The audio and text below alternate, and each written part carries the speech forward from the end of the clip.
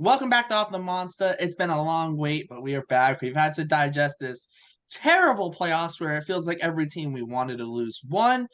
But we are back. First things first, congrats to the Houston Astros. As much as we don't like you, you won a World Series. Congrats to you, as much as we hate you. But now let's not talk about them for the rest of the show. So Agreed. that's all out of the way. I'm here. My name is Derek. I'm here with Jeremy, Mr. Taylor, and Mr. Brown. We have a very fun episode here for you. First, we're gonna hide some of those details of what you'll get later on. First, let's start off with some Red Sox talk. A lot of headlines, and let's start with the big ones that came out today. Qualifying offer, Xander Bogaerts got it. We all knew that was going to happen. And Nathan Eovaldi also gets qualifying offer. Michael Walker does not get one. Let's start first with Jeremy. So Qualifying stats. Can offer for you can Nathan. you can you educate the public or just educate me? What's a qualifying offer? So qualifying offer essentially gives the teams who offer. So let's say the Red Sox offer Nathan Eovaldi a qualifying offer. Eovaldi's a free agent. It gives the Red Sox almost kind of like it gives the Red Sox draft pick compensation if Eovaldi goes and signs elsewhere. The qualifying offer is also a 1-year deal worth just over 19.5 million. I think it's 19.65 million. So it sounds like it's the NFL's version of, but there's of a more of them you can it's like do. it's like the NFL's version of Franchise a tag. franchise tag, except the player doesn't have to accept it. Right. Okay. Essentially. Yeah. So it's 1 year, 19.65 million. The Red Sox offer to Bogaerts, he's going to decline it because he's going to get more money. But for the Red Sox, it's just like okay, if he leaves, we'll get something back. And then for Eovaldi, he could take it and make just over 19.5 million in 2023, or he can decline it, try and go elsewhere. But normally, when a team gives a qualifying offer out, it lessens the market because the team who signs him has to give up the draft pick, has to give up a draft pick to the Red Sox, which it doesn't end up being the same draft pick. It's not like they give up their second round pick, it becomes the Red Sox. They give up their second round pick, and the Red Sox get like a supplemental pick. So yes, let's go to Jeremy. You can. Right. What are your thoughts on Eovaldi getting the qualifying offer? Right. So that was the surprise. I personally, I would have preferred Michael Walker after the season that he had. I still think that if he were to Sorry. if he were to accept the qualifying offer of 19.65 or 19.7, whatever it is, for 1 year, I still think that's a good deal for Michael Walker after how he pitched last year. So I was a little surprised by that because I think Eovaldi is not a rotation guy. I think he's going to start falling into maybe being a bullpen guy, or so. He's just not starter material, at least after last year. It was way too inconsistent. And so that's just what surprised me, because I don't think another team is going to sign Eovaldi for more than what the qualifying offer would be. It just doesn't make sense to me. I've seen a lot of predictions on Eovaldi. I've seen a lot of predictions on Eovaldi. I'll give the prediction. A lot of people are saying probably 2 year, maybe even a 3-year deal for Eovaldi. If a team really wants to get risky, they could go 4 years less AAV. But seems like the mass consensus is a 2 or 3 year deal for Eovaldi, or anywhere from 16 to 18 million a year. And for the Red Sox, I don't think that makes sense, right? So you get the thing, if he leaves and another team is willing to pay that, you get draft pick. If he stays, it's only a 1-year deal, no long term. No long term concerns on that because it's a 1-year deal. I think to me it depends on how you look at it, Mr. Taylor. What are your thoughts on it? Well, I think it's important to remember that they can still work a deal with Eovaldi, even though they extend him the qualifying offer. They're just kind of covering their bases just in case they can't hammer out a multi-year deal. If he does go somewhere else, obviously they get that draft pick compensation, which is a smart move on the Red Sox part. Am I surprised that Walker didn't get it? No, not at all. I think he made $6 million for this 1 year that he just finished up for us. So for him to be extended that offer, you're talking a $13+ million raise on a 1 year. That just doesn't make good business sense to me. Martin Perez with the Rangers. Did they give him did they extend the qualifying offer to him? Yeah. Holy shit. He went from $4 million. He moved up from $4 million last year. Yeah. Right. Good on Martin Perez, man. I wanted him to do well with the Red Sox, and he just didn't. I mean, I think he had almost a 5 ERA with the 2 years that he was with us. So God bless him and good luck to him. Hey, he was our second best starter in 2020. I know, and that's not saying much considering how bad we did in 2020. I don't think anybody wants to remember 2020. That's Jeremy. Not at all. Hey, got us Marcelo Meyer, okay? Hey. Yeah, exactly. I'll take Meyer every day of the week. I'll say this: am I surprised by the Eovaldi move? I'm not surprised. I would like to see him stay. I would like to see him stay a couple more seasons because when he's healthy, even when he's throwing 95, 96, he's still got some other secondary pitches that make him very competitive. And he's got that dog in him, man. I mean, we all remember 2018. That mindset is still there. He is. And he's going to be better than anything I think the Sox can pick up for the same price point out there. They've got a lot of proverbial irons in the fire. The kings of interest are full-blown. Interest here kings. We go. Interest kings, man. I saw several tweets today. The Red Sox are interested in this. Red Sox are interested in that. I love it. I'm like, I think we're all waiting to hear the big news when it comes to Xander and to Devers. But just before we came online, we saw that Xander won his 5th Silver Slugger. Yep, congrats to X-Man for that. But for me, that meant the price just went up a little bit more, and he pushed him further away from the Sox into the hands and waiting arms of Dave Dombrowski in Philadelphia. If they don't go after Trey Turner first, because they're sniffing around both of them. He won a Silver Slugger today too, so pick your poison. I said this on Twitter the other day. I think Max for bogey 6 years, 180 is the absolute match. I think the Red Sox should go in value and years because he'll be in his age 37 season at the end of that contract. And even if we have a revolving door at DH on the back end of that contract, unless there's a shit ton of deferred money, just doesn't make a lot of sense, especially if the hype with Mayer is true. He's projected 2024, 2025. That would put Bogaerts on the back end of that contract. You've got some tough decisions to make and a lot of money on the books. I just don't think going past that 6-year mark is worthwhile, especially if you're going to give the bag to Devers, and he's looking at 10 and 300 plus. Yeah. If I have to call it right now, I'm saying both X-Man and Devers are both gone from the Red Sox organization. I do want to add, I'm starting to get a little worried that it's not like a front office thing, and it's starting to become an ownership thing of we don't want to pay people. And maybe this is also too because I'm a Liverpool fan and, having to deal with Liverpool every single summer, Manchester City going out, just throwing money at people, and Liverpool just like, we'll be fine. We're not going to spend money. We'll spend money, but we got to get rid of our best player to spend money.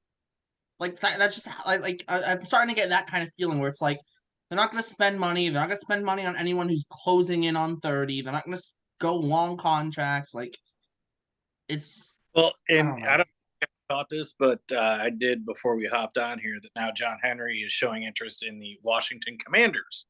So because he just sold Liverpool for $5 billion. Well, he hasn't sold them yet, but that's what was the last team? The Pittsburgh Penguins that he was interested in? Yeah, he just bought the Pittsburgh Penguins less than a year ago. Yep. And he wants an NBA expansion. Why is he even still in Boston? Is my thing.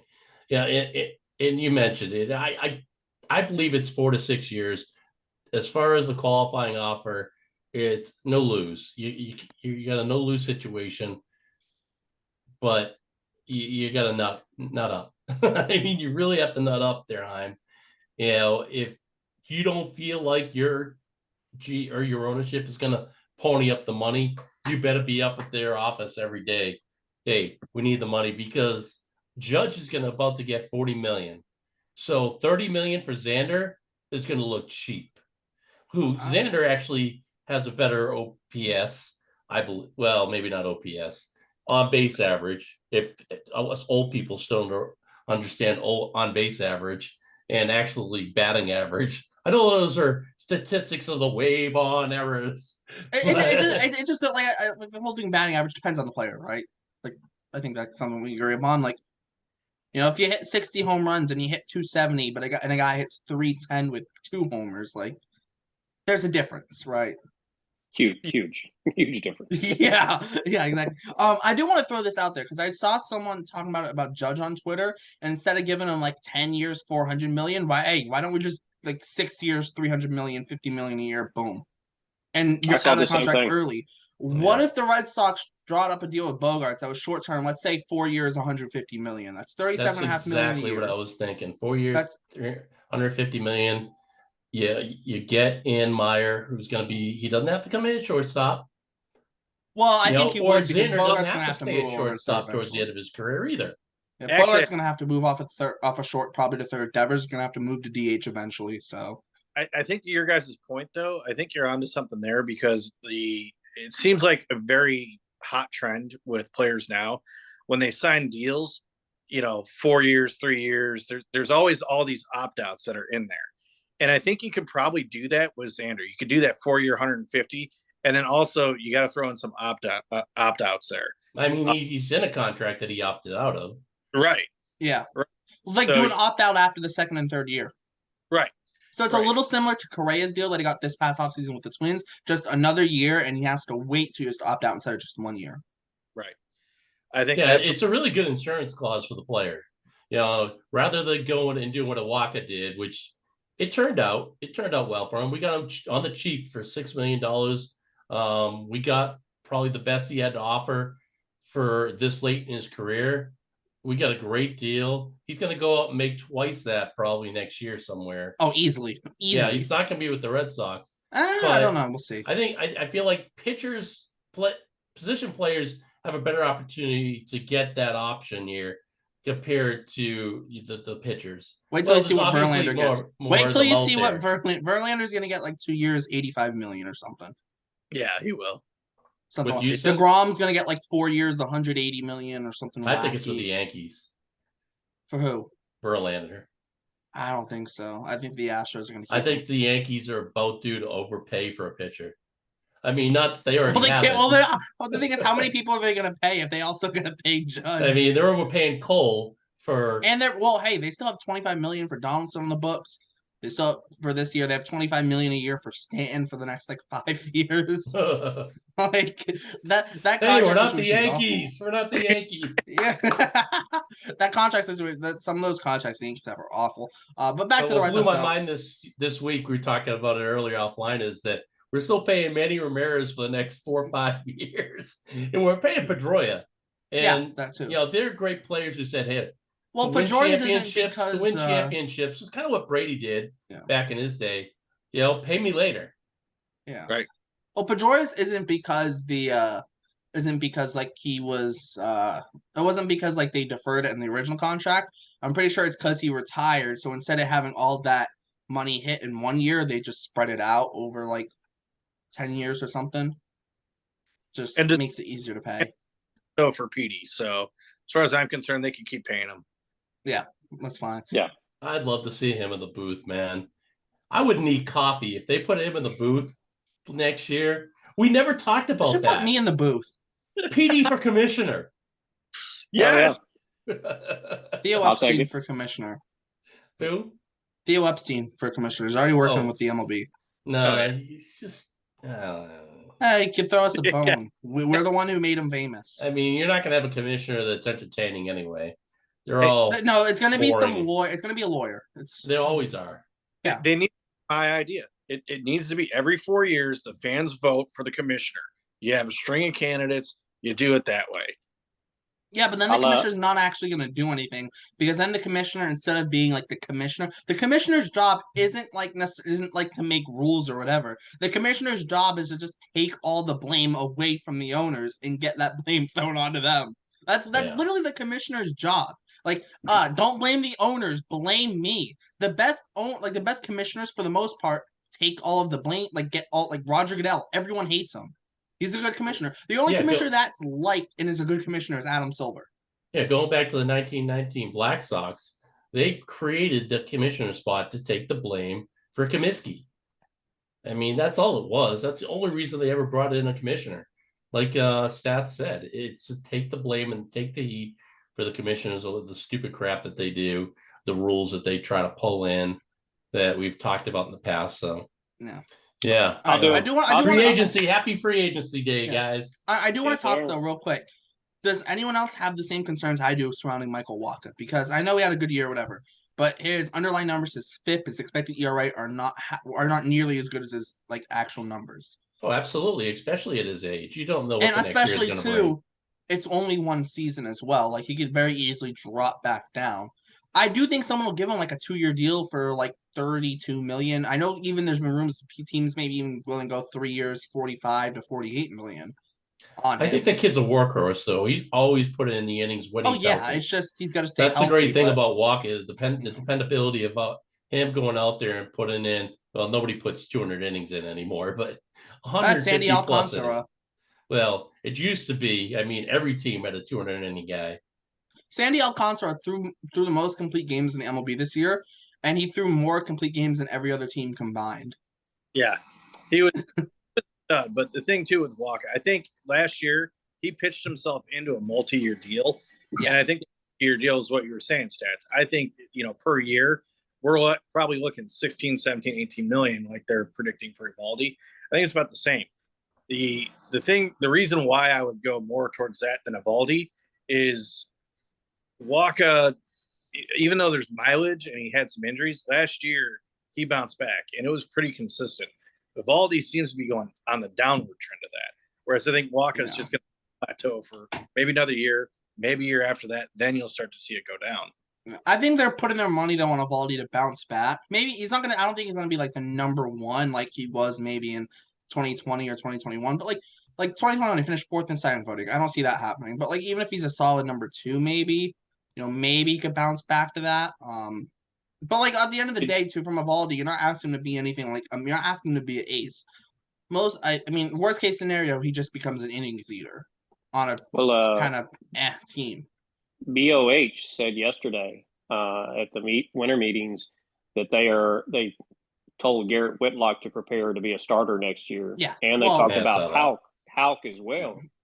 Well, they might go into next year with like 8 to 10 guys though that could potentially start. Like I legitimately think, because they have so much money available, they're not just going to go all in and spend it on like a Verlander or even like a Rodon. I think they're going to spread the money around and bring in like 2 to 3 starters, maybe bring in a couple relievers. On top if they're trying to stretch these guys out, it tells me they're going after the players. They're going after Bogaerts to spend the money. Yeah. They can do both. And they're not going to have the money to go after pitching. Well, no, they will. They'll have money. They'll have enough money. But even if we say $30 million for Bogaerts, they still have just over $50 million before they hit the first luxury tax threshold, and that's not like a hard cap. They can keep on spending if they choose to. So, money's not really the problem. It's just where do they want? Money's not. Yeah, they only have just over $100 million committed in payroll. Well, yeah, but you have like arbitration and all that stuff and pre-arb. So like the estimate based on arbitration estimates, all that stuff is they have about like 82 million now after Paxton opted in. So before they hit the tax. Yeah, before they hit the first luxury tax threshold. And that doesn't mean they can stop it. They can spend another 100 million if they want. So and they have the money, they can spend the money. It's just, where do they see fit? I think they get a shortstop and then they just kind of throw it around pitching, maybe bring in a right fielder as well. Actually, my one trade that I would keep an eye on is maybe Houck is the trade piece moving out because the Red Sox are going to want other teams to view him as a starter because he's not going to trade Whitlock. They give him that extension, right? Houck doesn't have an extension, and if they bring in good bullpen pieces along with a couple starters, where does he fit in? If they need a right fielder, maybe find a team that wants some pitching, I don't know, the Texas Rangers, and say, hey, give us Adolis Garcia, we'll give you Tanner Houck, you want some pitching. Well, I know Chaim Bloom's eyes came out of his head today and his ears popped because probably one of his favorite players is available from Tampa Bay, Kiermaier. I would love to see Kiermaier. What's that? I don't think it's going to happen. I'd love to see him patrolling center field. He would play right. I would not rule that out. I think that there is a possibility of that because he could trade Verdugo. I don't see it. I can see that opening up a room for Kiermaier. But Kiermaier barely hit over 200 last year. The problem with Kiermaier is that the problem with Kiermaier though, you'd have to put him in right field, and so if you trade Verdugo, you still need a left fielder, so it's counterproductive. Like, I don't. I think we'd have to do an episode on just certain players, and Kiermaier is one of them because I think he hits differently in Fenway. Jackie Bradley Jr. hit differently in Fenway last year. That doesn't mean shit. We're not going back. We're not going to JBJ. No. Don't bring up that ice. No, I'm not saying we are, but like you just JBJ, said Kiermaier hits different in Fenway. At Fenway, guess what? Guess who hit different at Fenway last year? The guy who everyone said universally stunk. I'm not doing it. I'm not saying to bring him back, but like Kiermaier hits different at Fenway. Obviously, so did that guy. Scab here. Let's move on into free agency. Right. Top 3. Who are our top 3 out Let's make it more fun. Let's do top 5. Top 5? Let's make it more fun. All right. There's like 200 something free agents. I feel like I'm out ordering dinner at a restaurant. Is anybody ready to order? Right? I'm not. I'm thinking an appetizer and a salad. That's the only thing I prep for. Seriously, is anybody ready to toss their Who wants to go? Okay, let's go from 5 to 1. Table? Let's go from 5 to 1. Who wants to name their 5 first? I don't know if I can come with 5 right off the top of my head. Well, just do one and go around the board. All right. Our number 1, or we're going starting from number 1. Can we all agree judges on that list for everybody? Yeah, he's on my list. All right, so we got top 4 now. Bogarts, obviously. Bogarts. That's off my list now. Correa, Turner, Swanson, but you also have Rodon, and you have the shortstop. I would Judge, say Correa. Rodon, really. I would say Correa, Swanson, and Verlander. I have my 5. I'm not saying until we actually get to. I would say I throw Rodon in there just because there's not many pitchers, like high level pitchers like Rodon, Trey Turner. But everyone just make their top 5 list. I'll throw out some names of people you can choose from. Okay, Rodon, Turner, X-Man, and Swanson. That's my 5. In that order? Yeah. Well, not necessarily. Judge is number 1. Okay, well, so make an order though. That's what I'm saying. Make an order. Sorry. Who's your order. Number 5? Oh, okay. That is my. Who is your number 5? That is my order. All right. Judge, Rodon, Trey Turner, Xander Bogaerts. Who is your number 5? Who is the number 5 on the Swanson? Okay, Jeremy. Who is your number 5? Oh man, Well, we can't have nice things. I know we can't have nice things, but I would go Swanson 5. Mr. Taylor? I'll be honest with you. I do not have a top 5 of free agents. I have 1, and it's based on optics only for the franchise, and that's Xander Bogaerts. This man bleeds red. I'm interested to see what kind of money bag Judge gets and where. I predict he's going to the Giants. Yeah. But I have seen the Red Sox make some really bad decisions from an optic standpoint over the last 20 years. And the biggest one is obviously Mookie, a true five-tool player. I'm not mad that they got rid of him now. Ownership. The one that still hurts. Still hurts is Johnny Lester. I cannot believe that we didn't sign him. But right talk about optics. Go talk to the Boston Bruins. They just signed a child abuser. Yeah, thank you. Hey, no, we're not talking about that. No, that's bad optics. We're not talking about that. All right, I'll give you my number 5. I'll give you my number 5. Aaron Judge. Aaron Judge is my number 5. Rated number 5. Okay. Serious question about Judge. Serious question here. I think the cost is going to significantly outweigh what he's going to do on the field over the course of the contract. Oh, absolutely. Okay, I know, Mr. Taylor, you brought this up with the Giants, but let's be real here. In the history of the Yankees, would they ever let somebody like this go? Yeah, they're not going to. It's not going. Yeah, they almost traded Joe DiMaggio for Ted Williams. Almost, but they didn't. Steinbrenner's not walking through that door. Yeah. He's dead. And to be fair, the Giants said they aren't going to be outbid on anyone this offseason, and that includes Aaron Judge. That's why I'm saying he's going home. He's going to California. No, he's not. I'm riding with the Giants. There is a 95% chance Aaron Judge starts next season in Yankee Stadium because the Giants' opening day is at Yankee Stadium. Here's the other part of this too. Okay, Brian Cashman is still the GM. No, he's not. Cashman will be more than likely to go, oh, the Giants are putting in $900 million for him. You know what? Let's make it $1 billion. Why not? Let's do it. He's good. Cashman's not the GM. They don't have a GM right now. Cashman's technically not a Yankees employee. What? Yeah, his contract expired and they haven't re-signed him. Oh. Although he's doing the GM actions in Vegas, he's not technically the GM right now. How the hell did I miss that? Like, because his contract just expired. There wasn't like a. Here's the thing: Hal Steinbrenner, yes, he is not his old man. We know this. He is not. But are you serious? He is going to be the owner that lets Aaron Judge go. New York is going to crucify him. Hey, there's a first time for everything. And they're going to go get Carlos Correa so he can get booed every home game. All right. Speaking of Carlos Correa, that's your number 4, right, Stats? Yeah, that's my number 4. Called it. There are proper bathroom facilities located in the studio. Hey, we're not trying to get copyrighted. Jeremy, who's your number 4? All right, number 4. Let's see. I said Swanson was 5. 4. I hate to do it because I love him to death, but Bogarts.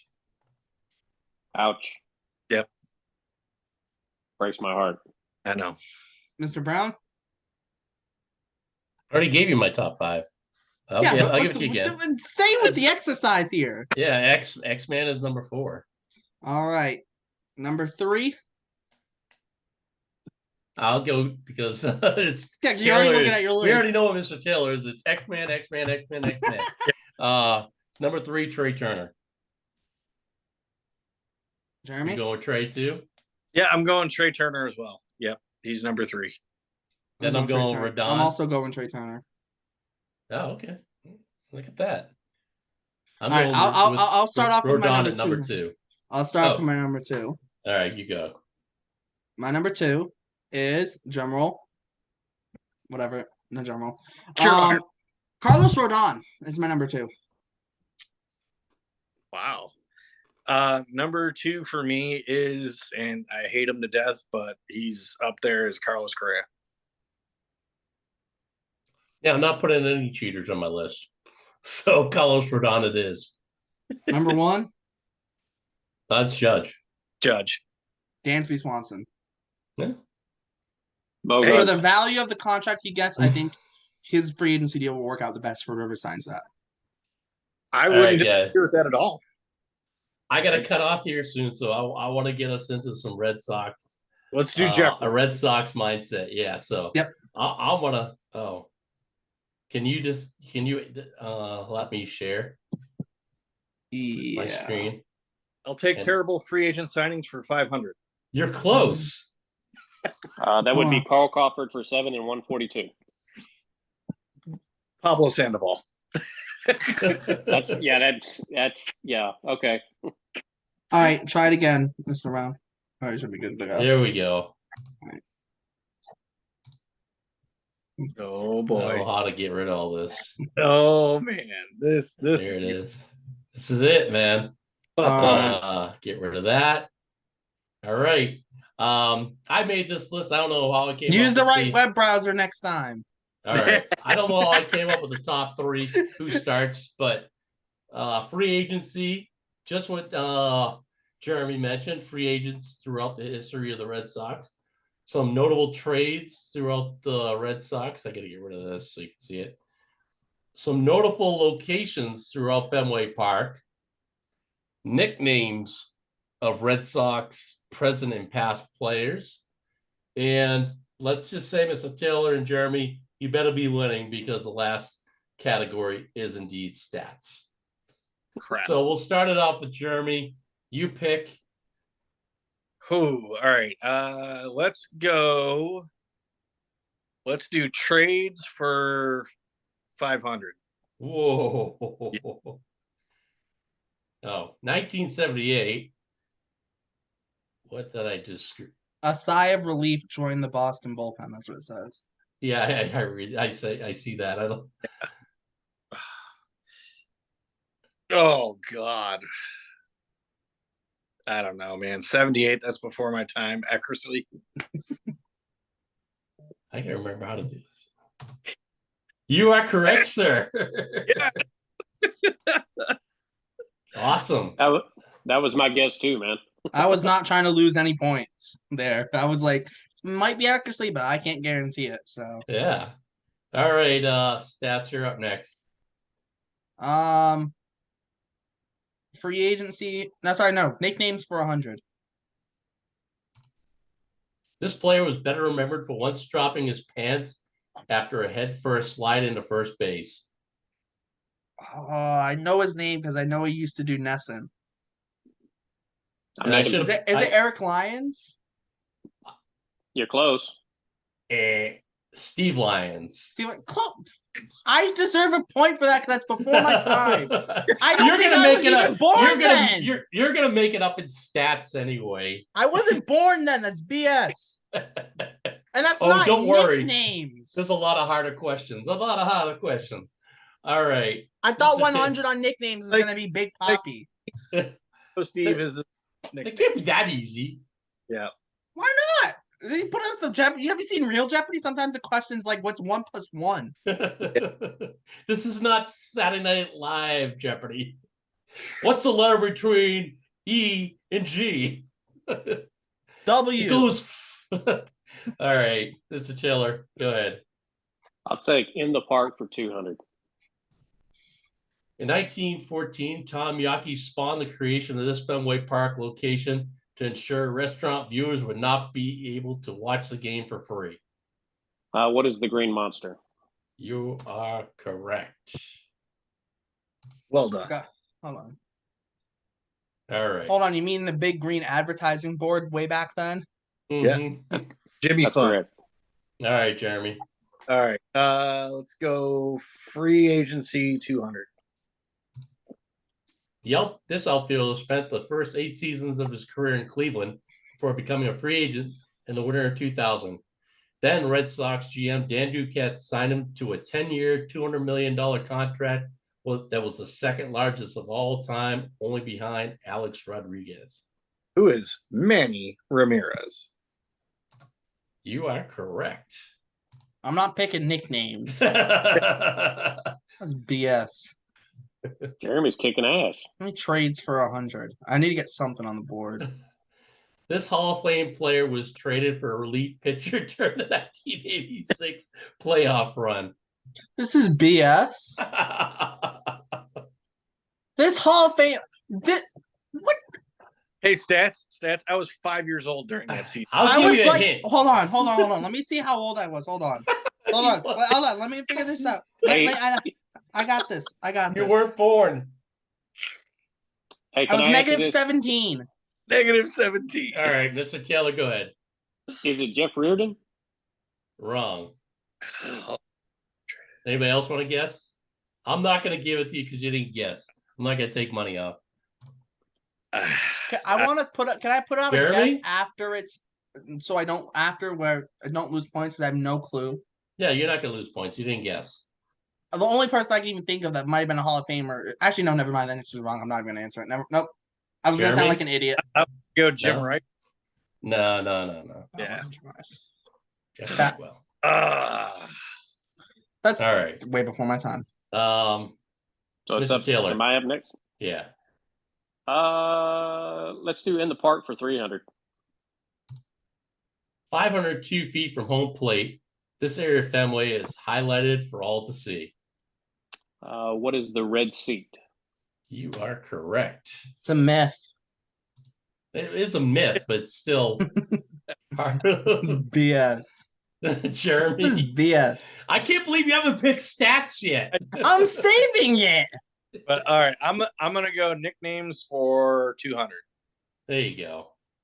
Long before the birth of the great Ken Griffey, A young left outfielder was known among Sox fans as the Kid. Oh, I know this one. I think I do. Tony Conigliere. You are not correct. Oh, anybody else want to buzz in? I can't pronounce it, so I'm not even gonna try. This is not a hard name to pronounce. No, I'll go. Yep. Is it Fred Lynn? No. Damn it. I'm pretty sure it's. I don't. Easy name to pronounce. Not for me. No, it's when you've only seen the name spelled like twice. No, then you're wrong. I'm just saying you're wrong if you think you've. Yeah, I'll just give you the answer. Oh shit! I'm looking at his. I didn't think these were that hard, but all right, Stats, you're back up. I never called him the Kid. I called him. I don't know. Yeah, all right. I don't know. Free agency for 500. Just whatever. Please be on Pablo Sandoval. This right-hander was already 34 years old when he made his MLB debut in 2009, signing for 2 years, $9.25 million in 2012. Can I? You should know this. Is his debut with the Red Sox or just MLB anybody? Debut? You should know this. This question was made specifically for you. Oh God. He was part of the 2013 team. I'm trying to think. I'm trying to do math. Would it be Koji? Oh, there you go. Thank you. I just didn't know when we said MLB debut. I'm trying to think. I don't think that's Red Sox debut because I'm thinking it's got to be Koji, but it's not. He didn't make his Red Sox debut so I'm like, but then it said MLB debut, so I was like a little lost. But yeah, I was second guessing myself more so. Mr. Taylor, let's go with In the Park for 500. There we go. This is a hard one. I'm not gonna lie. Located in left field between 1912 and 1933.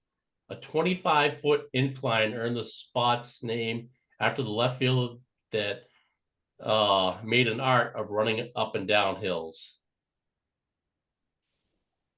I tried to make them hard as they went up. Between 1912 and 1933. This should be 500. It is 500. No, like 500 times about 20. I won't give you any points. I won't deduct any points if you don't guess. Is it called Boone's Hill? Duffy's Cliff.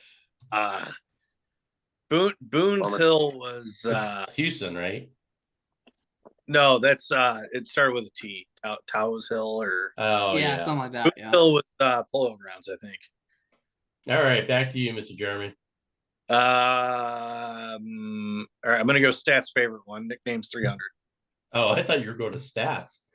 Although not an astronaut, this Red Sox pitcher earned the name Spaceman, mostly due to his out there personality. I love this because he pitched for the Savannah Bananas this year. That is he did. Bill Lee.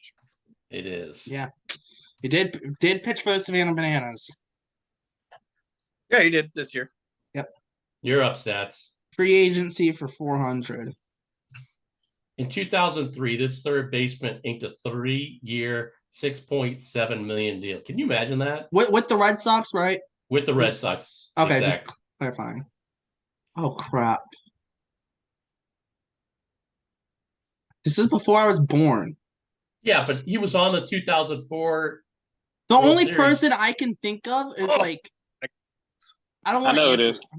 Yeah. But, just being a Red Sox fan, you should know who it is because he's on the first freaking.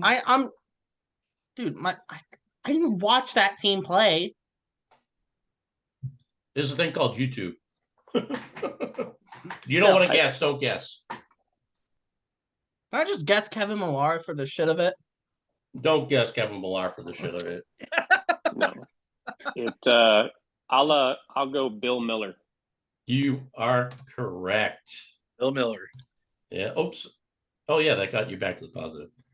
Yay. All right. You're up. Actually, you're up. So you can add to that positive. All right. I'm gonna see if I can finish this out. In the Park for 400. There we go. In 1940, a name invented by sports writers were what the bullpens were called. I must have been drunk when I. Hold on. PETA wants us to say arm barns. Just remember that.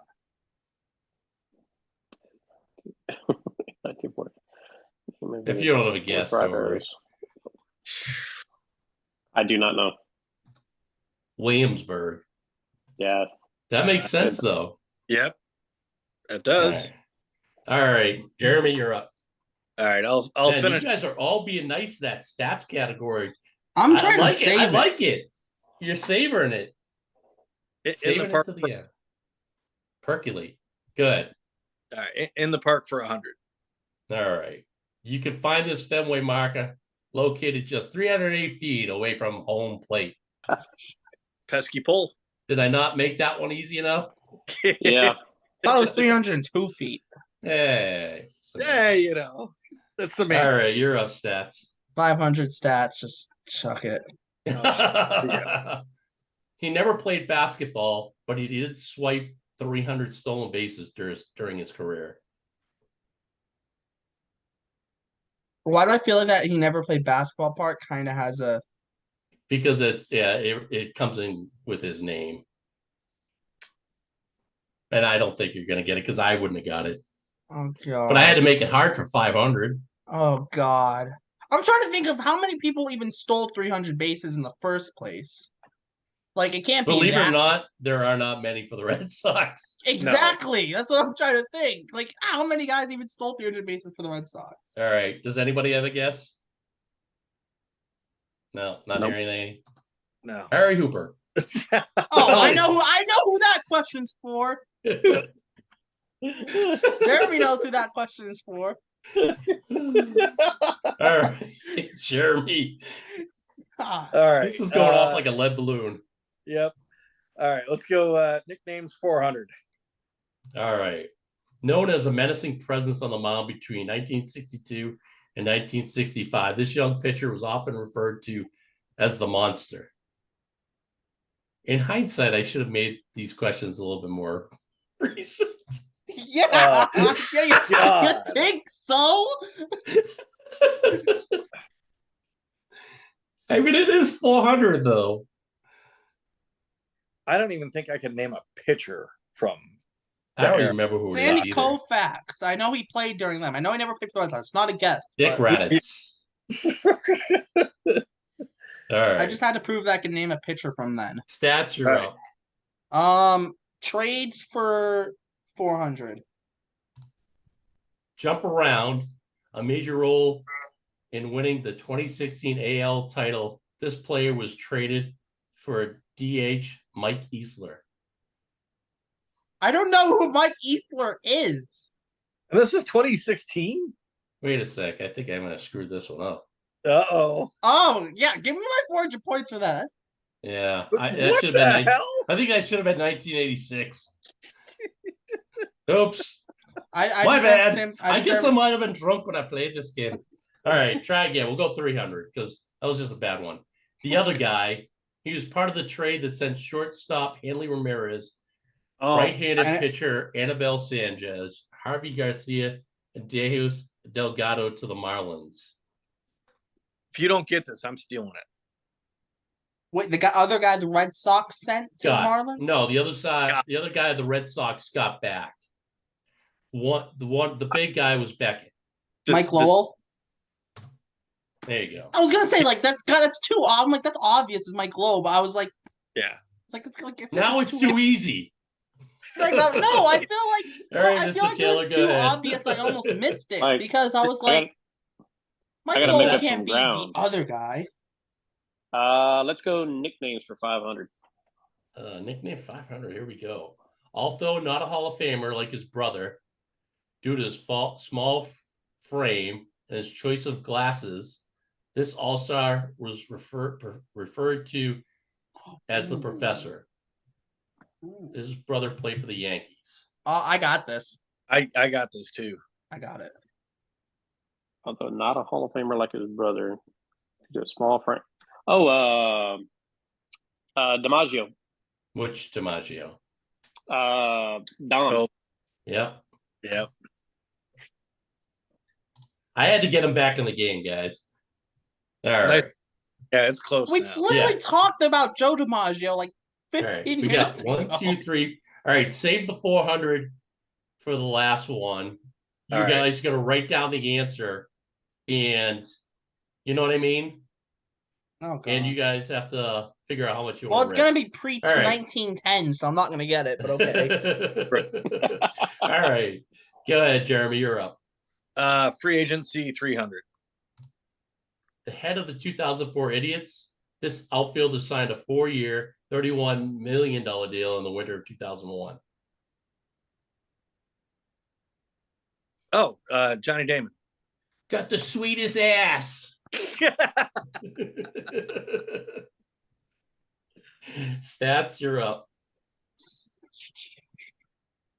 Stats for 300. Ooh, there he goes. This outfielder leads the Red Sox in this stat that he often defended against working his position in left field. Hold on. So this outfielder leads the Red Sox, and this stat that he often defended against working his position in left field? Yeah. That wording makes no sense to me. I had the reading level of like a first grader, so. All right, everybody close their eyes for a second. Can I trust you? Really? You guys close your eyes? All right. All right. Yeah.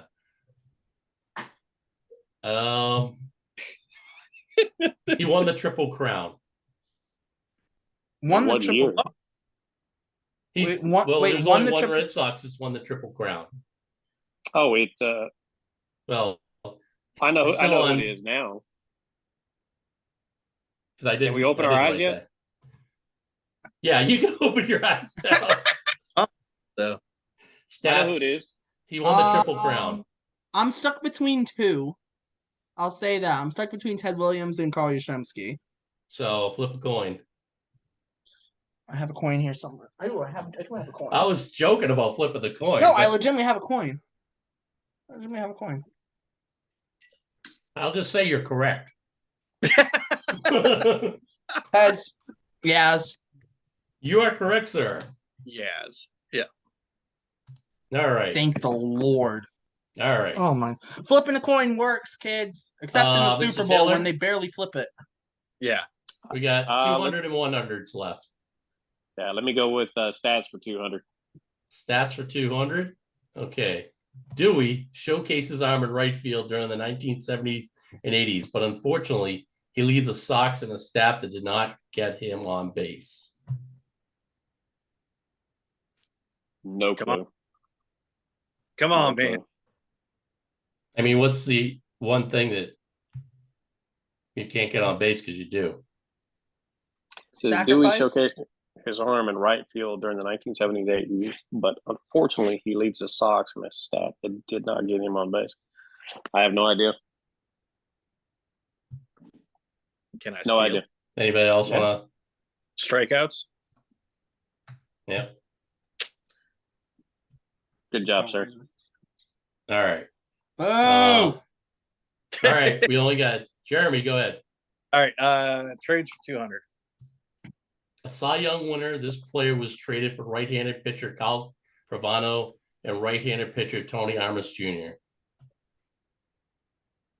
Oh God.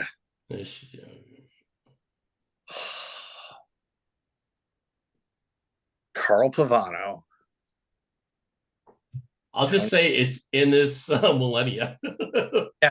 It's after 2000. Yeah, based on the names. Did he play for Houston? Did he play for Houston too? No. No. John Lester. I think I might. Pedro. No, I was just gonna say I think I might have it. Damn it. That was gonna be my guess because the only other pitcher for the Red Sox recently to win Cy Young was Rick Porcello. And it's not Rick Porcello because they traded stats. I'm gonna guess you want stats for 100. Yeah, whatever. All right. Also known Ted as Williams. Splendid Splinter. He was the last player to hit over 400. Ted Williams. There you go. Fixes it. Even I know that. All right. This player was picked up in 2005 after the Red Sox beat the St. Louis Cardinals. It's $100 question, man. That'd be Renteria, sir. Yeah, there you go. It was easier than the nicknames for 100. Next time you do the damn game. All right. Write down your scores. And I would have had 1,400. Stats, 1,100. Mr. Taylor, you got 700. Yep. I'm betting the farm. You betting the farm? You betting 700? 700. I got I'm betting no other choice. The farm. You're betting 1,100? Duh. 1,400, Jeremy, or you betting it? Why not? Let's do it. All right. Teddy Ballgame, known for being the best hitter in MLB history, ended his career with an average of 344. But this player only finished 6 points away when he finished his career. Tony Gwynn. It's a Red Sox player. Hold on. This question makes. I forgot ER on this. Yeah. Wait, Teddy Ballgame, known for being the best hitter in MLB history, ended his career with an average of 344. But this player only finished just 6 points away, which he finished with a career average of 338 when he finished his career. What? It's outrageous. And he's a Red Sox. All right. It's for 400. Now, write down your answers. I don't have anything to write with. I didn't come prepared. I didn't come prepared either. I don't know how to get. Borrow me a pencil. I don't know how to get the video back. Just click on the. Just click back on where you were. Go back to where you were on your screen. I have a guess. Okay. Who is Jimmy Fox? Nope. No, I'm out at 0 then. All right. Jeremy? I'm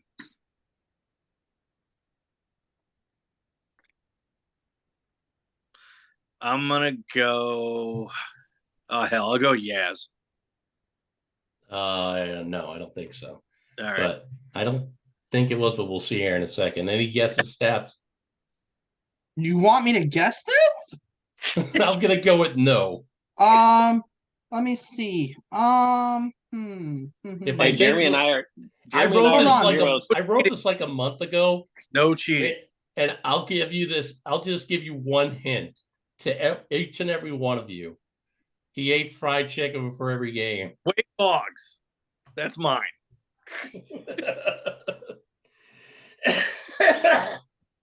I'm gonna call bullshit. Oh, hold on. I call BS. That's wrong. Wade Boggs was 16 points off in his career, not 6. That's a BS question. Wade Boggs hit 328, not 338. I'm definitely not looking it up right now. I'm not perfect, damn it. I just tried to have fun, and you guys hate me now. I'm definitely not looking it up right now. Look it up. But here's what I want to know. Was he hitting 38 when he left the Red Sox? Because then technically, yes. Yeah. I did go to Tampa. Yeah. And he went to the Yankees too. I don't talk about that. Well, let's just say this. I do not want Mr. Brown counting ballots in Texas. They hit 338 with the Red Sox. That's still BS. Or Arizona. That's terribly worded. Or Nevada. And that was a terribly worded question. I was probably drunk. I had fun. Yeah. Hey, I had the reading level of a 5th grader, so it was fun. I'll take some of the blame. I should have kept all the questions in the 2000s. Or at least the 1990s. But if nothing else, you all learned something tonight. That I'm really good with. I should have not. No, next time we get to the final question, just don't bet anything. You all bet it all. You know what I mean, man. I only bet it all because if Mr. Taylor wouldn't have bet his all, I wouldn't have bet mine. He's like, I'll bet it all. I'm like, okay, I'll just follow the train. I'll create another one of these that's around Christmas time or something. That's all Red Sox, or not all Red Sox. No, but do it all free agency one around Christmas. Yeah, or something. It's fun. Or to be fair, at least put it in time frames that at least stats can say he was alive. Yes, please. Right. I'm not gonna lie. Hey, you're asking me for Harry Hooper. I only know one person my age that knows anything about Harry Hooper. I never heard of Harry Hooper before I I looked up some of these questions. I went to like Red Sox trivia. It was probably at work, Jeremy, to be honest with you. Like, to be fair, that's BS because I would have got the Pedro question right, so I probably would have been like even closer to Jeremy. Right. You did pretty good considering. Yeah, considering that. And I got the first question wrong. And Charlie Mack has a golden. I should have just said the last name and not tried to say the first name. Hey guys, I gotta get going. My sister's coming here soon. Have fun. I had a great time getting back to you guys. Happy Veterans Day again, Mr. Taylor. Thank you, sir. My pleasure. Keep it up. I'll talk to you guys later. Let me know when we want to do this again. All right, brother. Thank you. Take it easy. Take care. All right, adios. Now let's get into the fun part now, as Mr. Brown leaves. Let's get to the fun part. Let's talk about scenarios. Hey. All right. So I've talked about this a couple times elsewhere. And I've talked about it on Twitter a couple times, brought it up a couple times. It came up again today. Tyler Milliken tweeted it out, and I was like, hey, I was on this in September. I said this back in September.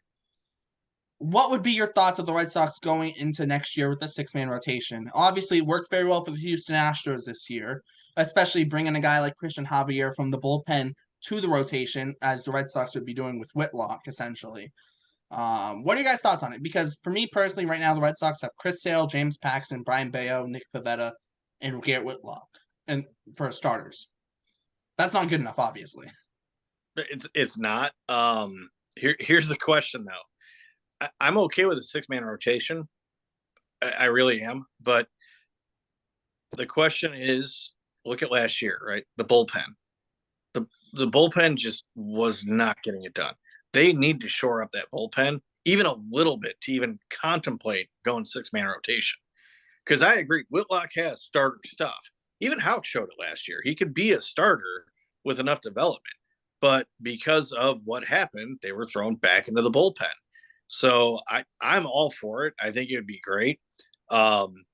Forgive me if I don't have a whole lot of trust that Sale's actually going to pitch an entire season.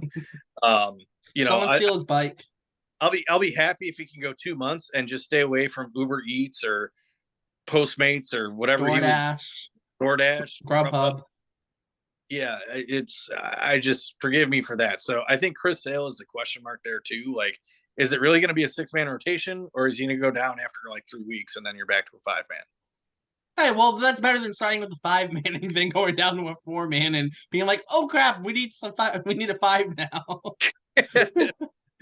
No, but it is interesting. I will give it to you, Mr. Taylor, in like a second. But my thing is, if you have one less bullpen spot, there's one less spot for Brazier.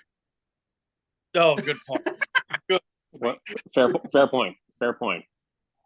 I mad at the idea of a 6-man rotation, but I tell you one thing that I am mad at is I do not want to see Garrett Whitlock in the starting rotation.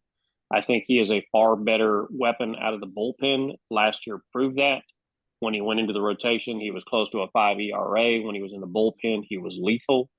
They tried to stretch him out. It just didn't work out. Some guys are not meant to be starters, and I think he's one that is not meant to be a starter. I think he's meant to be an elite bullpen guy, maybe even closer, depending on how things pan out. I heard rumblings at the end of our season several weeks ago that there's a chance that Dick Mountain or Rich Hill may be coming back. That was still mutual interest. I wouldn't be mad at that. I think he showed a lot of fortitude at times for the 2022 Sox, rather. If you got Pivetta, Sale, Bello, Hill, Evaldi, if he comes back, Paxton, you've got plenty of ponies there to keep Whitlock in the bullpen. So I think they'll continue with a 5-man, have another guy in the bullpen piece as a bullpen piece, and maybe pick up 1 or 2 more and kind of go from there. But I think having a 6-man is a luxury, one that the Sox will probably not have due to injury, and we'll be at a 5-man rotation throughout the 2023. We have breaking news. We're talking about you, Chris. We have breaking news. Oh. Clayton Kershaw is nearing a 1-year deal with the LA Dodgers. Texas Rangers. Oh. Whatever. With the Dodgers? Yeah. In other news, water is wet. So yeah. And even more breaking news: fire is hot. No, I honestly though, I think the Red Sox are going to go into the season with anywhere from 8 to 10 guys that could legitimately start in the big leagues. Like, because you count them. I like an 8-man rotation. Let's work with that. Well, they're not going to have an 8-man rotation. What I'm saying is you already have Sale, Paxton, Bayo, Pivetta, Whitlock and Houck is 6. Eovaldi would be 7. They go out, get a guy like a Kodai Senga, who I'm very high on, that's 8. Go out and get another starter, that's 9. That's 9 guys to fit in your 6-man rotation, and you're not relying on Sale and Paxton to be healthy if they just can't be healthy, right? But if they do stay healthy, you can put maybe a Pivetta in the bullpen. Maybe keep both Whitlock and Houck in the pen, or maybe even Paxton slides into the bullpen. There's different ways that they can do it in that sense. Kodai Senga, who very good fastball, good velocity, ridiculous forkball. If the third pitch doesn't really develop, the third and fourth pitches don't develop, maybe he could end up in the bullpen. I know it'd be a little expensive for a reliever, but he's got legit back end stuff if you need it. That's a high price tag for somebody going to the bullpen. Well, you wouldn't plan on him going into the bullpen, but as a worst case scenario, it's not a bad worst case scenario. Right, it's not. But Senga to me, I kind of feel like this is gonna be like Seiya Suzuki 2.0. Like there's gonna be all this talk, there's gonna be all this interest.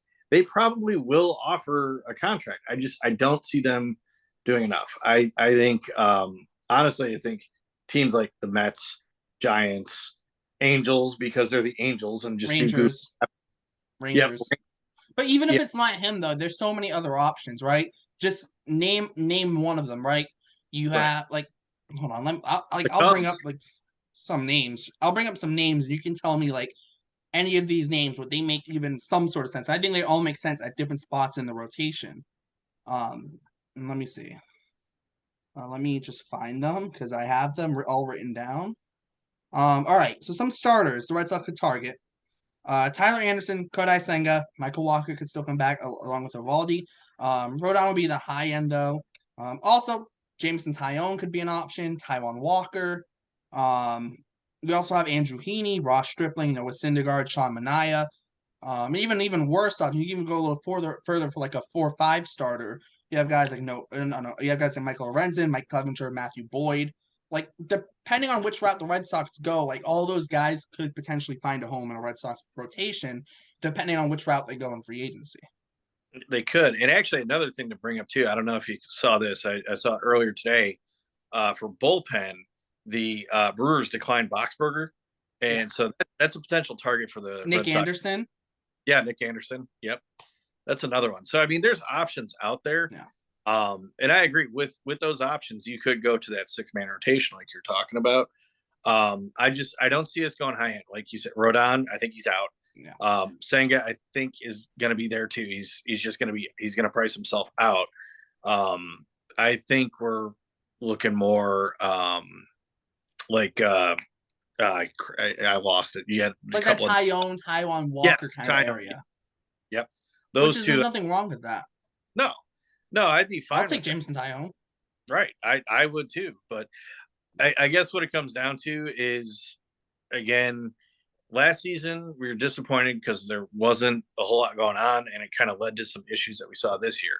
If they don't go out and get pitching this offseason and they just pick up players, then the question is, now what?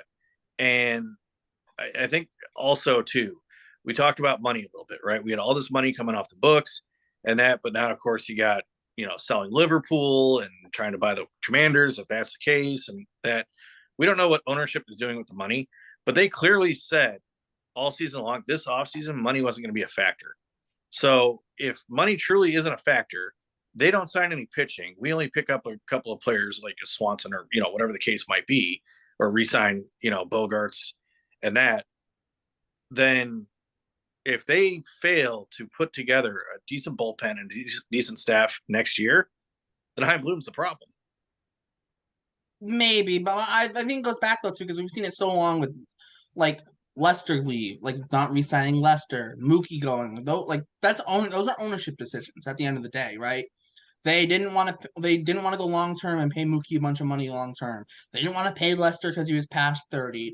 You know, Dombrowski came in and paid David Price. Yeah, you wouldn't have had to pay David Price had you paid John Lester, right? And I think it kind of goes back to that where it's like, at some point, do we start considering it an ownership problem over who's running the front office problem? And those are hard to differentiate. And yes, it could be a Heim problem, but maybe it could be a little bit of both. You know, right? But that's a legitimate question that would have to be asked. Yeah, and I think that might be the answer to this year is if we're not going out and signing anybody to long-term contract and we're still putting together a team that performs like they did last year, then I think you have to look at it as an ownership issue.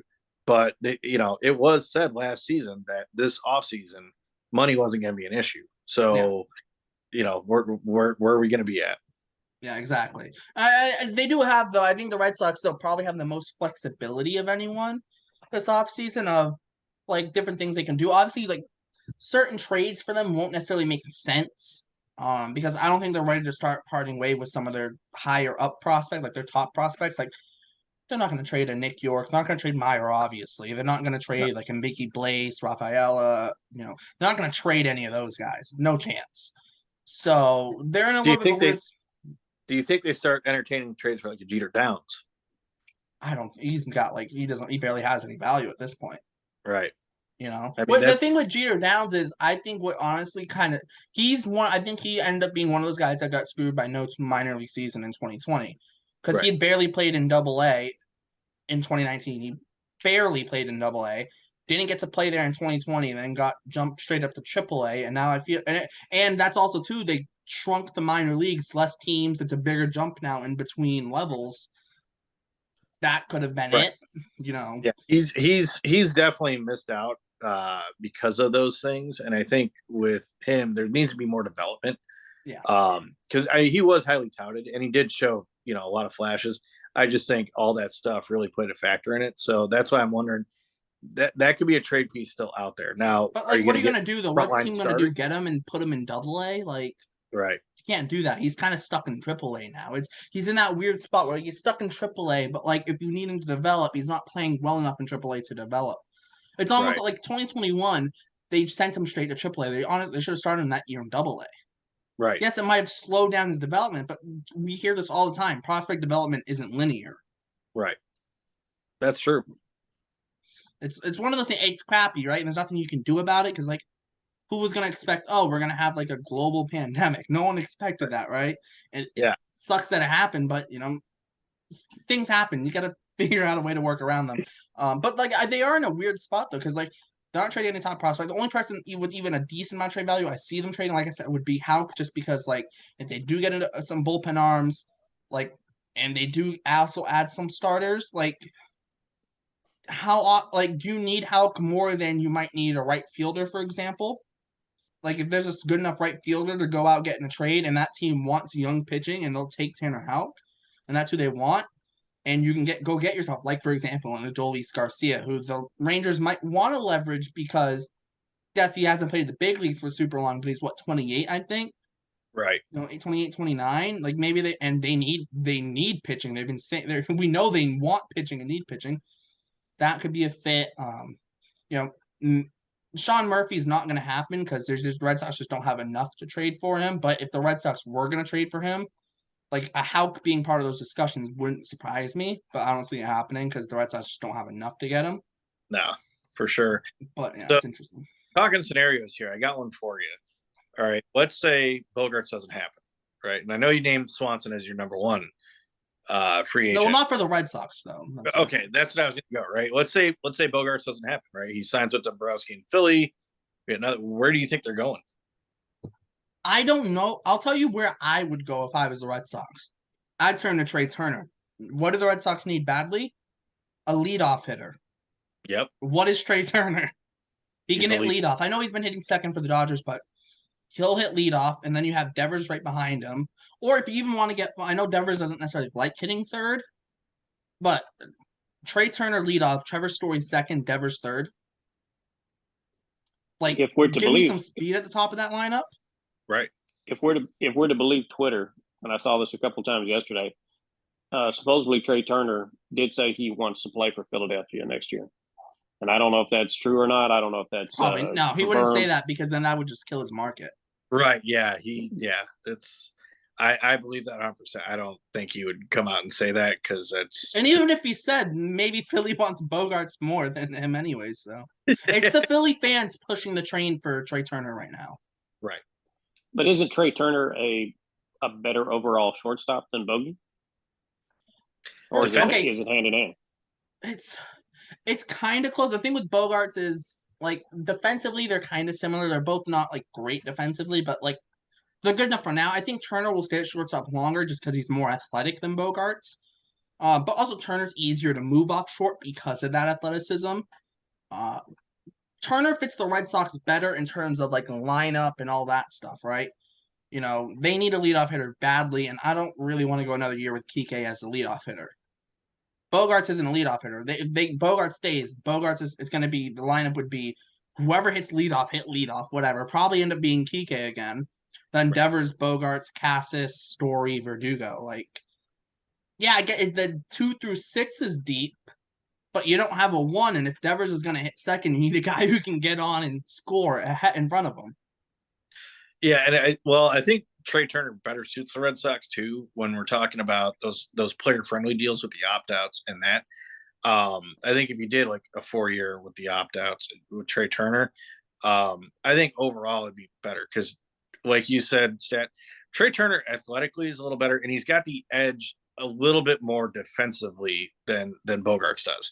And the other thing too is and we've seen it, when Bogarts slumps, I mean, he's in a funk for a while. And Trey Turner is just fairly consistent, right? He's not the best guy, but you don't really see him. Well, I mean, the World Series he had a couple of errors, but you don't really see him go through the long stretches like Bogarts does. So that's why I agree. I think he's a better fit, but at the same time, I don't want Bogarts to go, but I think exactly it's a foregone conclusion. Bogarts is the number 1 fit for the Red Sox. However, like for the Red Sox as a team, as an organization, Bogarts is still the number 1 fit. Will be the number 1 fit. Right, he's regardless.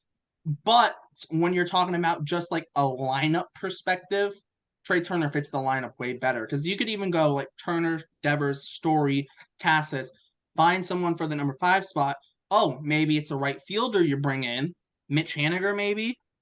Then Verdugo 6. Now it doesn't have to be a right-hander. Adolis Garcia trade maybe. Like I threw that out there. If they threw Houck out there to the Rangers, maybe. I don't think that's likely, but just like get a right. Like Mitch Haniger is probably the most likely out of those guys. Put Mitch Haniger there. One hot take I haven't seen people like put the pieces together, but I've heard a couple people throw Hunter Renfroe's name as a non-tender candidate because his arbitration is going to be like $12 million. The Brewers aren't going to pay that. If he gets non-tendered, it would be absolutely hilarious if Heim just went and snatched them back and said, "Yeah, you're hitting 5th." It would be. He's thinking ahead of everyone. That would be hilarious. Honestly, I think I would want to see that happen just for the chaos of Red Sox Twitter. You'd see some people say, "Dude," people would be like, "Yeah, we got a right fielder." Other people would be like, "You shouldn't have let him go in the first place." And we're like, "Calm down. At least he's back." Like, it would just be absolute pandemonium. It would literally melt Red Sox Twitter. It would be hilarious. You know what? I'm here for the chaos. Let's get Hunter Renfroe back in a Red Sox uniform. Let's bring the whole fucking thing down, man. Let's just go. Yeah. This might surprise you, but I would be in the camp of at least we got him back. I would not go. We shouldn't have gone. Yeah. Well, the thing is, we literally in a year that we were bad, right? We got prospects for him that we still have. Right. Yes, we have Jackie Bradley's contract for 2023 as well. Guess what?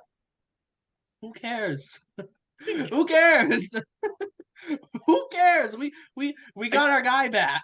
Wait, I get it now. It was the tank for Renfroe season, right? He let him go to get the prospects from the Brewers, and now he's going to bring him back. Dude, imagine if they win a draft lottery spot too. If they win a draft lottery spot, I'm going to be riding the Enrique Bradfield Jr. hype train all next spring. I don't care. I want the Red Sox to get like the number 5 pick because I don't think he's gonna go like number 1 or number 2. Right. But like he's projected to go 8 to 10. So I'm like, okay, I'm on the I'm like, bring him to Boston somehow, some way. Good. Although he doesn't fit what Heim has picked in the first round because Heim's picked California shortstop. Exactly. Yes. California shortstops. That's it. So yeah. To be fair though, they all do have like that hit tool though. So at least they have something going for them. Right. Yeah, it is. It's no, but I mean the absolute hilariousness if Hunter Renfroe got DFA'd by the Brewers and the Red Sox brought him back, and then they win a draft lottery spot, right? Because they were bad and they didn't have a right fielder all season. Plus their pitching was garbage.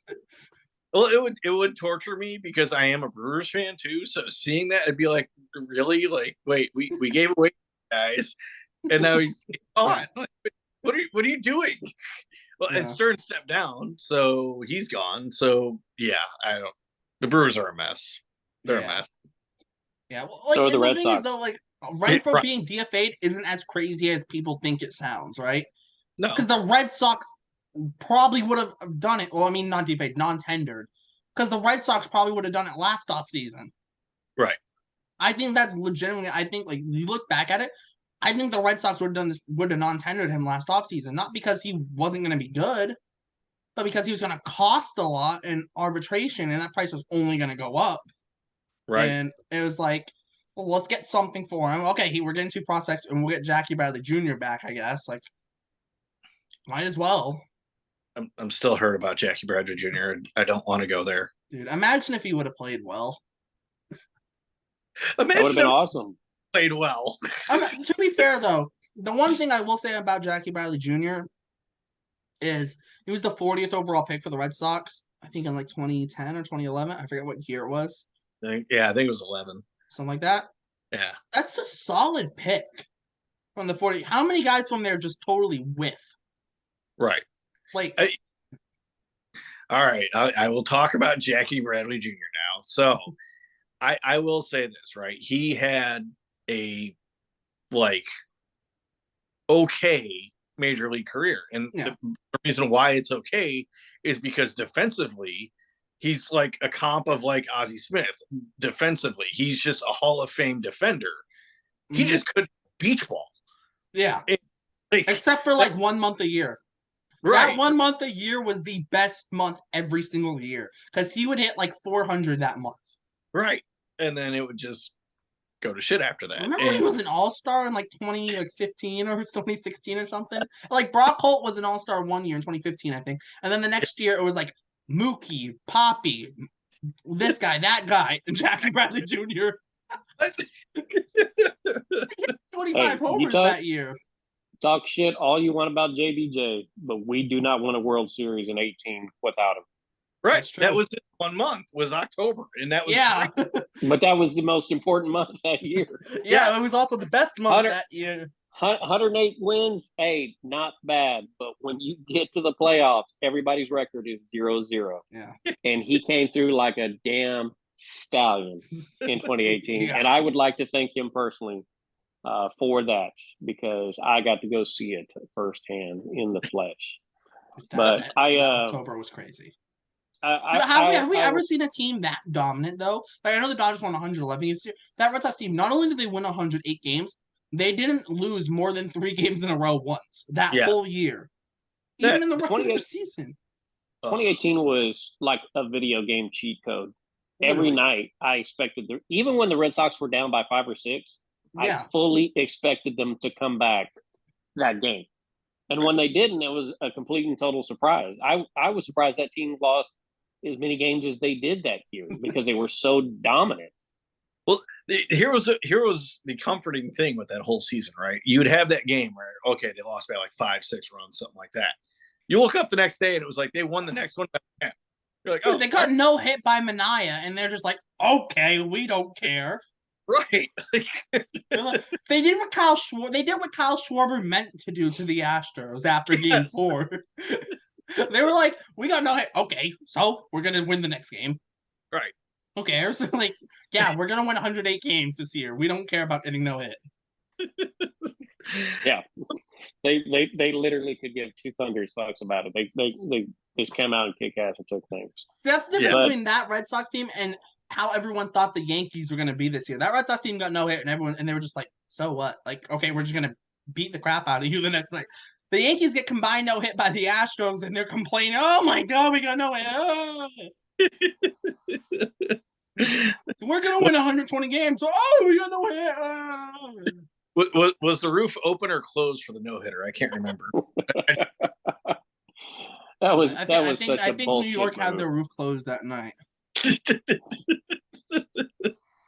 You would hope these managers would have handlers. Before you answer a question, let me hear your answer.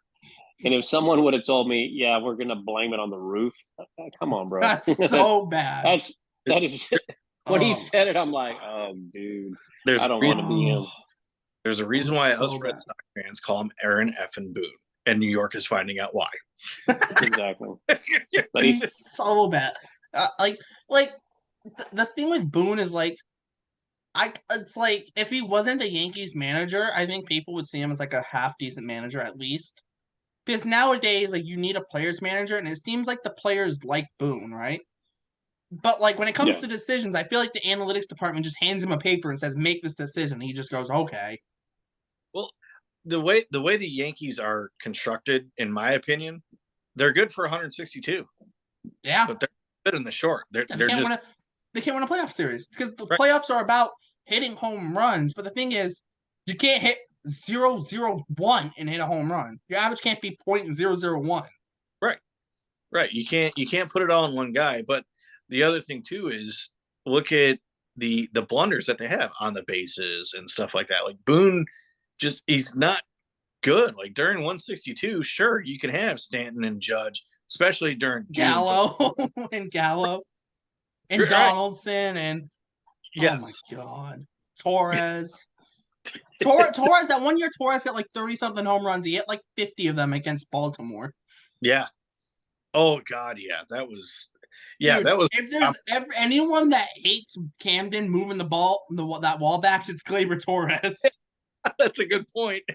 So Mookie too, but Mookie doesn't play in the AL East anymore. Right. Mookie hit like 3 home games in his sleep at Camden. Every time we went to Camden for a series, it's like, oh yeah, in 3 games, Mookie hit 6 home runs. Mookie hit 5 and 3. Mookie hit 8 and 4. Right. Every single series in Baltimore, when Mookie Betts was with the Red Sox, it was, Mookie had a multi-home run game. Mookie had a 3 home run game. Right. Mookie did, that he'd go 12 for 15 and have 6 home runs. It was ridiculous. But that was the joke on Nesson, is that the only way that the Orioles are going to stop him is if they signed him. Or move the ball. See, I hate how much they move the wall back. Jordan Lyles, who he got his $11 million option declined by the Orioles, team option, but last year had a 4-something ERA, like a 4.40 ERA or whatever. He led the league in home runs given up last year. Not 2021 with the Rangers, gave up 30-something home runs, I think. He had a 5-something ERA away from home. And Camden, he almost had a 3 ERA. It was 3.20-something at Camden. Baseball. That's it. They just pushed the wall back and said, let's get us all the pitchers that are fly ball pitchers because the guy's going to hit it right to the warning track now instead of 50 rows deep. Dude, I swear to God, had John Means been healthy all of last year, he would have won the Cy Young. Because he was really good for Baltimore when they had that wall in. But you could say the same about Glass now, though. Yeah, but he doesn't play at Baltimore. That's the difference. Yeah, that's true. I'm talking about difference because take that ballpark. They move that left. It's not like they move that left field wall back 2 feet. They move that thing back it feels like they moved it back 50 feet. Right. They tried to turn it into Petco. Oh no, even worse. No, even worse. Because Petco's got the little thing that kind of angles left field, still down left field line. It's 330. Baltimore's Petco's left field does this, and it kind of angles and then goes out. Camden's left field goes foul pole and then continues going back. There's like a 2-degree angle. Or sorry, it's like 375 to left now, isn't it? It's insane. It's outrageous. 370. I mean, holy shit. I have no idea. Like dead left, it's like dead left. I think it's like 390, and the wall's like 12 feet high. Yeah, like that's outrageous. And then the wall does this. It makes like a right angle in left center, and then it makes like another right angle like that. I'm like, one of these days, one of these guys is gonna run towards the wall and run straight to the bullpen and just whack. Well, let's be honest. When they came up with those plans, here's what I'm gonna believe on this. When they came up with these plans to do it, I think ownership was like, you know what? Instead of having like, I don't know, 60 games where we lose by like 10 runs or more, let's move it back. That way we only lose by like 4 or 5. I honestly think had the Orioles not moved the wall back this year, they would have finished last in the division. Probably. We have to start a thing. If the Orioles didn't move the wall back, they would have finished last in the division.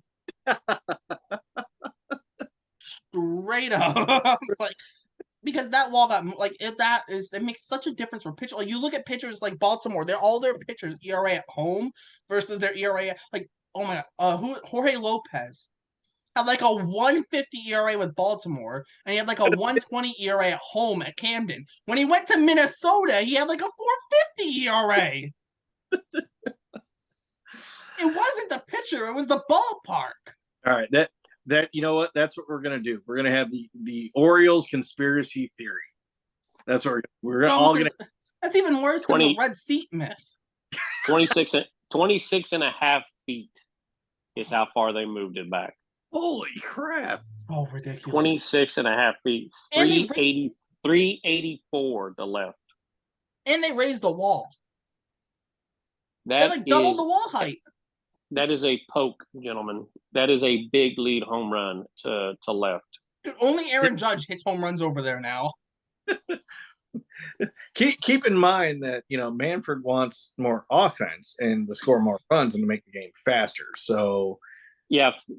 Baltimore said, "Hold my beer." That's not going to happen here, dude. Someone's going to hit it inside the Parker there because it's going to end up right near that corner. Like the one where the left field wall comes here and then the side wall to the bullpen meets here, the right angle, and it's gonna and the left fielder's gonna not be able to get to it because they're playing the hitter to pull, and the hitter runs it's gonna be like Trey Turner who does that because he runs so fast. Put it this way, I would be ecstatic if this happened, right? So you just said somebody's gonna hit an inside the park home run, right? If Dan Vogelbach hits an inside the park, that's gonna be probably more satisfying than when Bartolo Colon hit a home run. Oh, I don't know. Big Sexy is one of the top 3 moments in the history of the MLB. It's almost as good as his work. It's almost as good as his workout video for off season. I don't know if you've ever seen that. That's one of the best workout videos I've ever seen in my life, man. Oh my god! I did see that. Oh my gosh! I legitimately they're as a pitcher, especially a pitcher who gives up a lot of fly balls, there's no better ballpark to pitch at than Camden right now. Why do you think all the Orioles bullpen have a sub-2 ERA this year? Someone has to legitimately dive into this because it's actually outrageous. Look at the whole Orioles bullpen have a sub-2 ERA with the exception of one guy. You just hit on it, I'm going there. It's Verlander to the O's confirmed. He's gonna get dude. He's gonna have a 0.2 ERA next year if that happens. Dude, I said Carlos Rodon should go there because he's a ground ball pitcher. Because the occasional fly ball he does give up is going to be a 380-foot fly out to left field.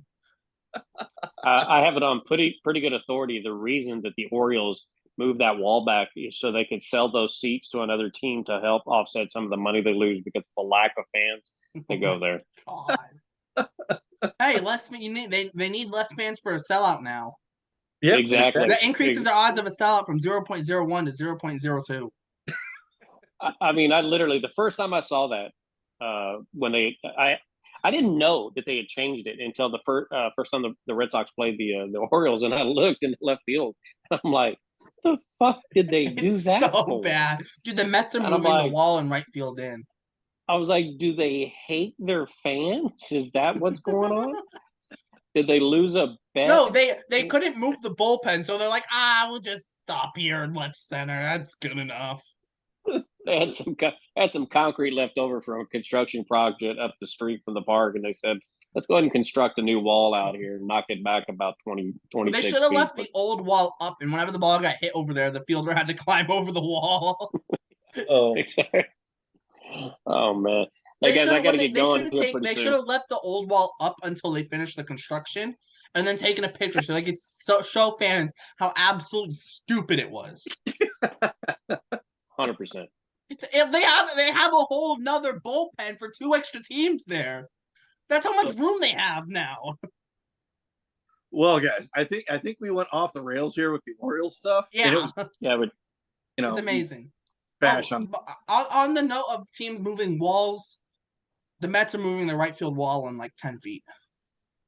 In 10 feet? Yeah. You know how they have like that weird, I think so. You know how they have that weird thing in like right center where the wall like does that? They're going to make it so instead of doing that, it does like that and just straightens out. If that like Yankee Stadium right field, it's not going to be as short. Yeah, it better not be. That's an abomination. The Yankees might as well play at a Little League field. Actually. Right. Yeah, there's a Little League field for the 13 and 14s at my Little League that I played at was 300 feet all the way around.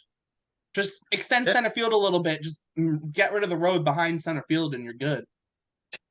Just move it back a good 50 feet. That's Yankee Stadium for you.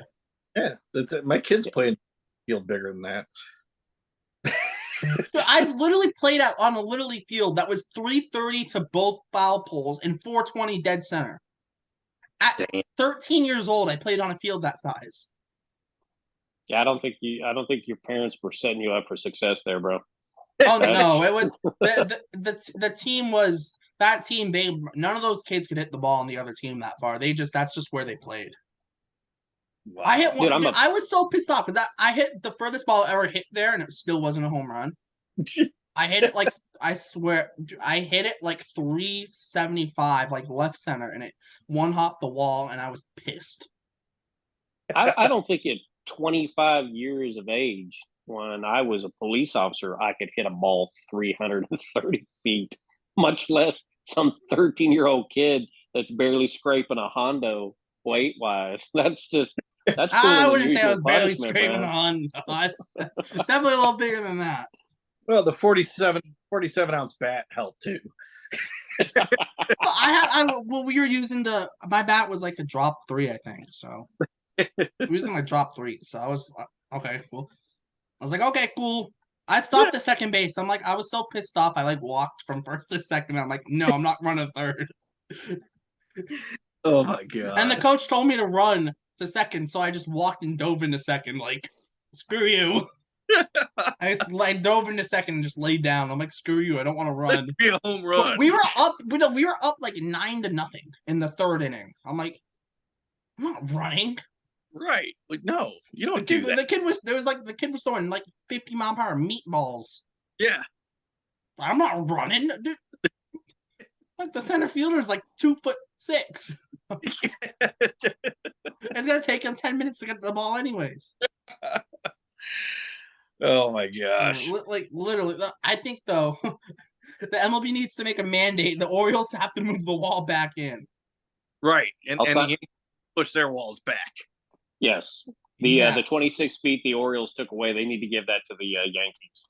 Yankee Stadium. There we go.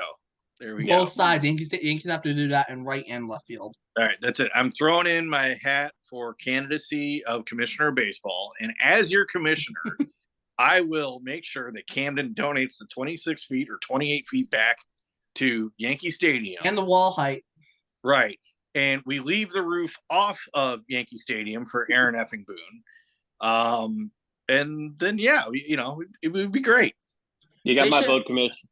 All right. So they should make a canopy over Yankee Stadium, but only make it go over halfway. So it's like the retractable roof got stuck trying to close. That would be awesome. Make it so it goes it goes exactly halfway over the field, but it doesn't go all the way, so it looks like a retractable roof got stuck and it can't close all the way. There we go. Also, too, as commissioner, I would strip Artie Moreno ownership of the Angels, and give it to Mark Cuban, and say either make this team a winner in 4 years or get to October, or Mike Trout and Shohei are both gone, regardless. He would do it. He would do it. He'll pay DeGrom $50 million. Right. Like that's okay. As a Red Sox fan, I'm still like the Angels. Yeah, they need to get in October with those two. They have to. They're not, and they're not going to trade Shohei before the start of the season, and then they're not going to trade him at the deadline because they're idiots. And then he's going to go leave and go play elsewhere this offseason. Right. He's going to get paid like $80 million a year. Right. Exactly. And then his contract is going to be outlandish. Right. Shohei's when he's going to hit free agency, that's going to be the most outlandish contract. It's going to be like stupid. Like if Verlander and DeGrom and all those guys are going to get like 45, 50 million, and like Correa and could take like another short-term deal for 35 to 40 million, Shohei's going to get like 80 million. Yep. Exactly. He might get maybe not 80, but he'll get like 60 million a year. Right. 60 million, something like that. It's just if Judge gets like 45, 50 million a year, it's only going to make Shohei's price go up. Right, exactly. You know, the shitty part about free agency is that I'm going to have to take out a second mortgage on my house just to take my kids to Fenway. No, just to get the Red Sox to even sign a free agent at this rate. Yeah. At this rate, they're going to sign Jackie Bradley Jr. back on a minor league deal with an invite to spring training. I wouldn't even do it. I'm going to have to sell drugs. I'll get them in eventually. Just become a drug king. It'll be fine. I like it. Hey, with my background, man, I can help you out with the logistics of that. Exactly. Yeah, you know people, so we can make this happen. I do. We can make it happen, man. Low overhead, high profitability. We can go afford to see a Sox game and maybe get some of those Brewer nachos. Hey guys, I gotta get running here. I gotta make some phone calls. I've been called about 5 times by 5 different people since we've been on the podcast. Before we end this, then. Yep. Name one free agent that's not one of the big free agents you'd like the Red Sox to sign. Ooh. Okay, I'll start. And I was leaning towards Kiermaier just because I know Bloom, really likes him. But also, too, I still think there might be something there. But he likes Mike Zunino more. Right, Mike Zunino. No, but actually, I will go with. I think a good bullpen pickup would be Brad Boxberger. I think that'd be a solid pickup for him. Mr. Taylor, I'm going Christian Vasquez. Bring him back with Reese McGuire for a good 1-2. Connor Wong is the third catcher. It could happen. I'm not going to say no. You got a guy named Wong, a guy who strokes his Wong. No. You've got. That's pretty bad when your tandem is Wong and McGuire. Wong and a guy who strokes his Wong. Exactly. That's what you have to call it. He needs to be nowhere near that, man. Oh, wow, Lord. All right, mine is Aledmys Diaz. Good versatility off the bench, play outfield, can play the infield. I know he's with the Astros right now, but I know we don't like the Astros, but he is a very useful piece. Great bench player too. Yep. There you go. All right. It is, but I still say Vasquez coming back. Oh well, I was gonna pick the same person as everyone else. Right. You keep living that dream, Mr. Taylor. It's gonna be Mike Zunino. And be Mike Zunino. You keep that dream too, Stats, of Mike Zunino. We'll see what happens. Honestly, it probably will be neither, and they'll just roll with Wong and the guy who strokes his Wong. Probably. Yeah, exactly. All right, that's a good place to wrap it up then. I really had high hopes for Kershaw coming to the Red Sox. So yeah, well, it's not happening. Kershaw, breaking news, signing for the Dodgers. Yeah, no crap. All right. Yeah. All right, that's a good place to wrap it up. Thanks for tuning in to Off the Monster. Make sure to check out our Twitter. That stuff. Check out all our individual Twitters as well. Especially mine because mine's special. I'm joking, we're all special. But no, check us all out on Twitter. Check video podcast on YouTube and Spotify, audio pretty much everywhere else. I think that's a good place to wrap it. Anyone have any final thoughts? Negative, man. It's been good to get back. All right. And don't forget to give us 5 rating, Spotify, YouTube, whatever. Like, comment, share. Just get us out there. Absolutely. Yep. All right. I agree with all of that. I'm going to wrap it up for Mr. Taylor, for Jeremy, for Mr. Brown, who left about 45 minutes ago.